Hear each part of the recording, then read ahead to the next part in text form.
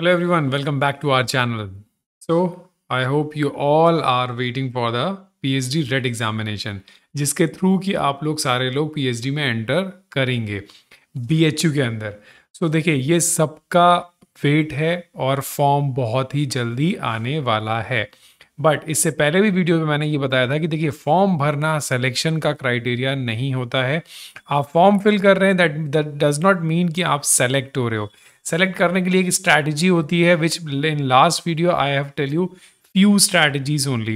Now in this video sequentially I'll tell you all the strategies for all type of students, because देखिए इस rate के अंदर अब जो आने वाला है अलग अलग टाइप के स्टूडेंट्स अप्लाई करेंगे.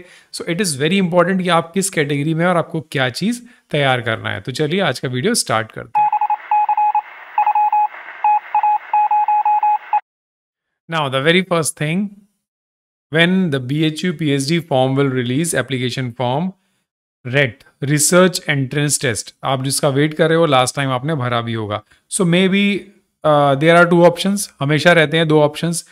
या तो आप जब पीएचडी में एंटर करने का प्लान कर रहे हैं, सो इधर you are a JRF qualified, NET qualified, तो आपके पास नेट का सर्टिफिकेट होगा, जेआरएफ का होगा.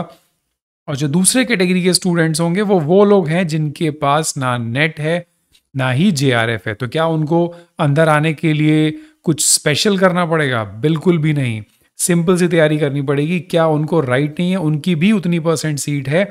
सो मैं फोकस करूंगा वो स्टूडेंट्स पे जो डायरेक्ट एंटर कर रहे हैं, एग्ज़ाम दे रहे हैं, बहुत सारी स्टेप्स क्रॉस कर रहे हैं, मगर दोनों चीज़ों को कुछ पॉइंट्स का बहुत ही इंपॉर्टेंट तरीके से ध्यान रखना है. तो देखिए, हम सिक्वेंशली लेते हैं, बहुत ही सिंपल तरीके से आपको समझ में आएगा. तो पहले तो वो स्टूडेंट्स जिनका नेट जेआरएफ, चाहे वो यूजीसी है, चाहे वो सीएसआईआर है, कहीं का भी है, अगर नेट जेआरएफ क्वालिफाइड हैं, then what you have to do, the very first thing, these type of students, मतलब आप लोग जिनके पास जेआरएफ है, you are exempted students. So when you will fill the form of RET 2022, then you have to mention your category that you are exempted. आप exempted हो किससे? RET, research entrance test. तो आपको टेस्ट नहीं देना है, यानी no exam, no preparation, sit relax. Is it so? क्या आप रिलैक्स इस चीज़ से एग्जाम्प्ट होने के बाद बहुत ही एक पॉजिटिव एनर्जी फील कर रहे हो कि I have the JRF certificate now और डेफिनेटली कोई तो कोई मेरे को ले ही लेगा? ऐसा बिल्कुल भी नहीं है. Only the deserving candidate irrespective of the JRF और the category will be selected only, because अभी स्टूडेंट्स का नंबर बहुत बढ़ चुका है. तो आपको रिलैक्स नहीं होना है. What you have to do? चलिए, तो जो लोग जेआरएफ हैं और रिलैक्स होने का सोच रहे हैं, उनको रिलैक्स नहीं होना है. उनको सबसे पहला काम करना है, फाइनलाइज योर गाइड. अब आप बोलेंगे, यार मैं तो कभी यूनिवर्सिटी नहीं गया, मेरे को तो डिपार्टमेंट नहीं पता, और आप बोल रहे हो सर गाइड फाइनलाइज करो. गाइड तो जब एग्जाम भरूंगा, कॉल लेटर आएगा, so they will finalise. But this is one of the biggest mistake which you are doing. और जिनका सिलेक्शन हो रहा है, अगर आप उनसे बात करेंगे, then you will get to know कि उनका गाइड, उनका टॉपिक, उनका डिपार्टमेंट, सब कुछ पहले से फाइनलाइज होता है. So then what you have to do, you have to check the profile of your guide, the department of your guide, in which department the specific type of work which you want to do are available. उस guide के पास seats available है कि नहीं. क्या आप सोचो नहीं, फॉर्म आएगा तो डेफिनेटली सीट्स आई हैं तो मेरे को लेंगे, ऐसा बिल्कुल भी नहीं होता है. So please be careful. ये सारी तैयारी अभी से करना स्टार्ट कर दीजिए. उसके लिए what you have to do, you can come to the university, you can come to the department and meet directly with the professor, associate professor or assistant professor, those who are eligible to take the PhD scholars. So उससे बात करने के बाद आपको समझ में आएगा कि in which department, in which section, in which laboratory the seats are there and they are doing what. Because आपको ये नहीं पता होता है, and you are just planning and thinking about some cancer studies, some cell signalling and some sort of things which are not possible in that department, और आप बना के ले आते हो. फाइनली व्हाट हैपन, जब आपका इंटरव्यू होगा, then all each and everything will be rejected. What this said, कि आपको पता है कि यहाँ के प्रोफेसर्स किस चीज़ पे काम करते हैं? वो सारी चीज़ें यही पूछेंगे और उसके बाद आपको रिजेक्ट कर देंगे. So better to check the profile, to check the department, availability, go and meet. If it is not possible, just email the professor. Without hesitation, just write whatsoever you want to do.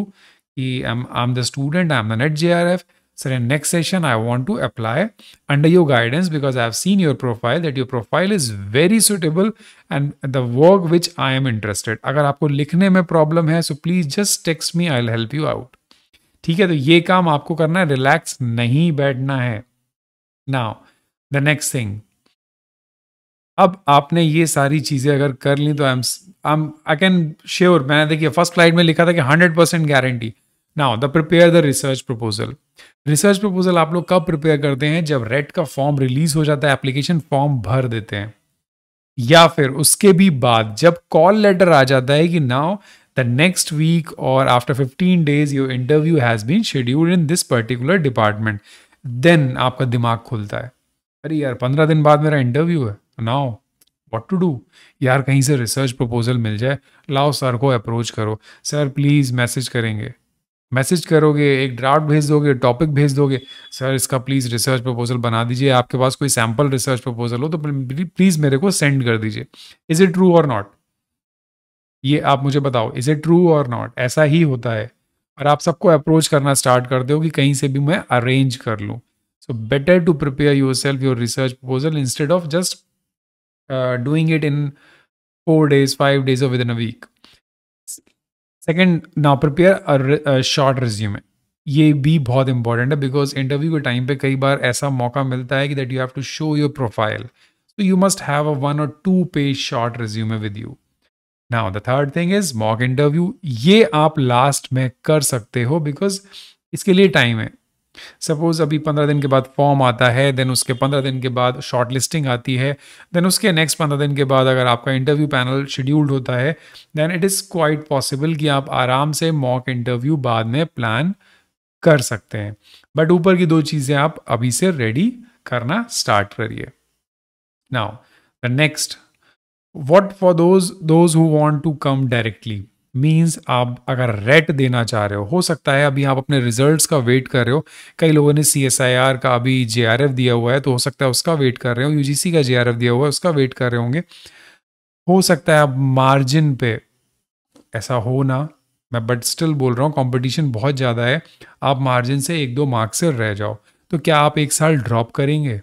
नहीं, you have to come directly. आपको RET का examination देना है, RET का examination होगा, you have to qualify. Then for what? Exam देना ही देना है because you are not LS, नॉट JRF. Then what you have to do?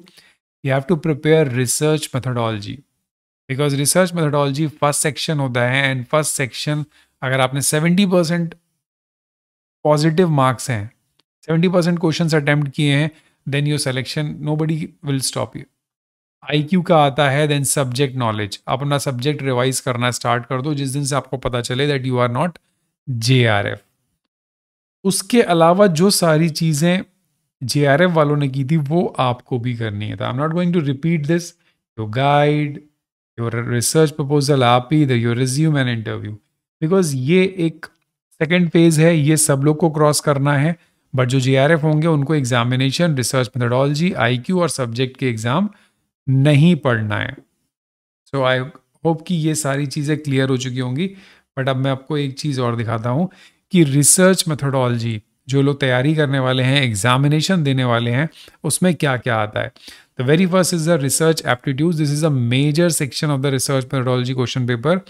इसके अंदर सारे क्वेश्चंस आते हैं. अगर 20 आएंगे तो 20 में से 12 क्वेश्चंस इसमें से होंगे. रिसर्च मीनिंग, रिसर्च प्रॉब्लम, सोच of research problem, characteristic of a good research problem.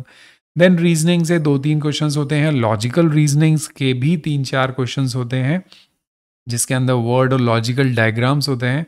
Then ICT, information and communication technology के कुछ क्वेश्चंस होंगे that will be very easy because ये माइक्रोसॉफ्ट के ऊपर या एक्सेल के ऊपर क्वेश्चंस होंगे. देन जनरल नॉलेज के होते हैं. But the main part is the research aptitude. So now you guys are ready to rock. और अगर ये चीज़ें आपने नहीं तैयार की हैं, so please go ahead without wasting the time, form का अपडेट आपको जल्दी मिलेगा। बट फॉर्म भरने के बाद क्या करना है, that you have already seen. तो thank you, have a nice day. और उसके बाद मुझे ज़रूर बताओ कि इसमें से कोई भी चीज़ में क्या प्रॉब्लम आ रही है, so that I just make sure उसका डिटेल डिस्क्रिप्शन में आपको दे सकूं। Thank you, have a nice day.